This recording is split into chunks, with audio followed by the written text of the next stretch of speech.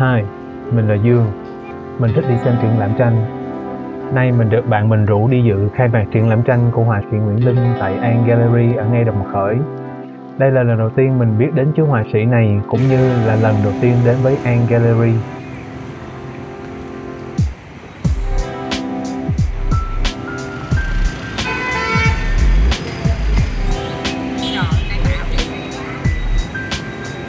Mời các bạn cùng theo mình tham quan triển lãm nha.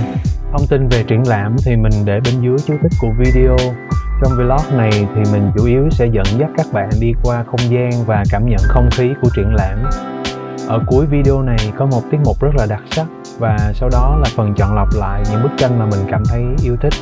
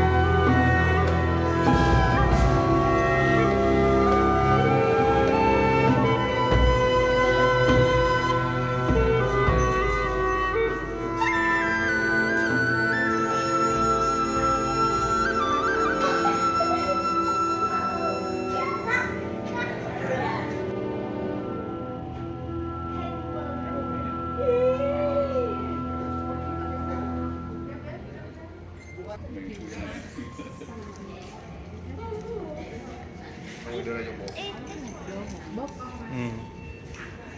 Giờ mẹ ăn con ăn không giờ đâu. Tôi chưa ăn được, tôi chưa ăn được ớt. Cái bắp này Ăn nha.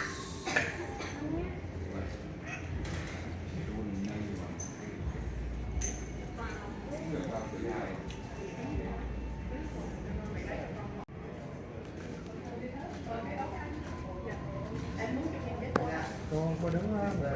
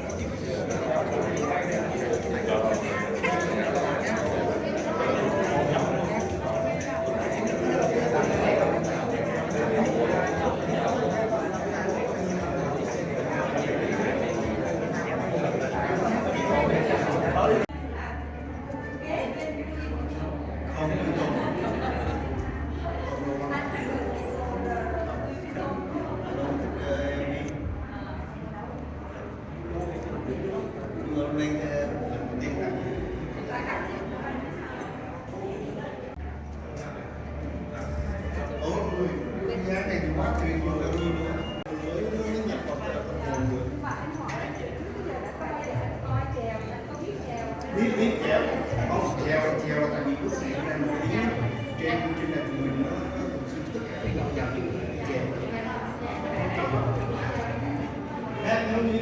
mẹ không biết là đơn giản. treo là cứ ăn cái luôn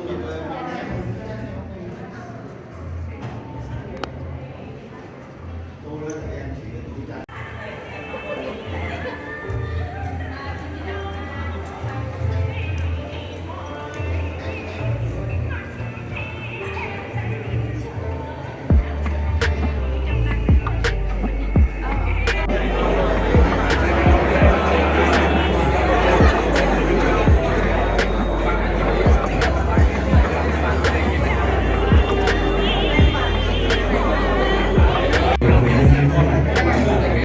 Đây chính là tiết mục đặc biệt mà mình đã nói. Tiết mục này do nghệ sĩ nhân dân Thúy Ngân biểu diễn. Mình cảm thấy thật là vinh hạnh khi mà được xem cô biểu diễn trực tiếp ở khoảng cách rất là gần như thế này. Và lại còn ngay phía trước một bức tranh lớn mà mình cũng thấy rất là thích.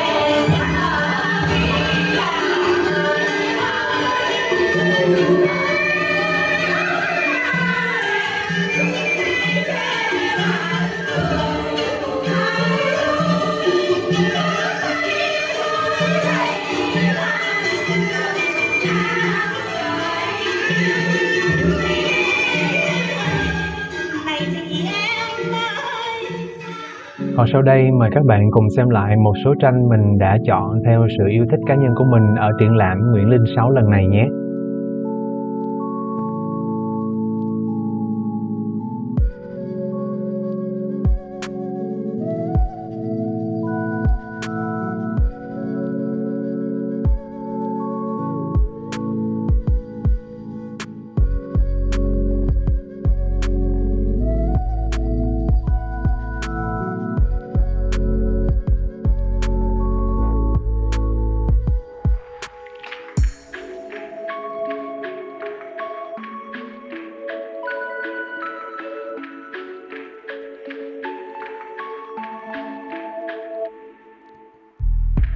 Các bạn sau khi xem qua triển lãm này cảm thấy như thế nào về những tác phẩm của họa sĩ Nguyễn Linh? Có hợp gu của các bạn không? Hãy để lại trong phần bình luận cho mình biết nhé. Hẹn gặp lại các bạn ở những vlog tiếp theo.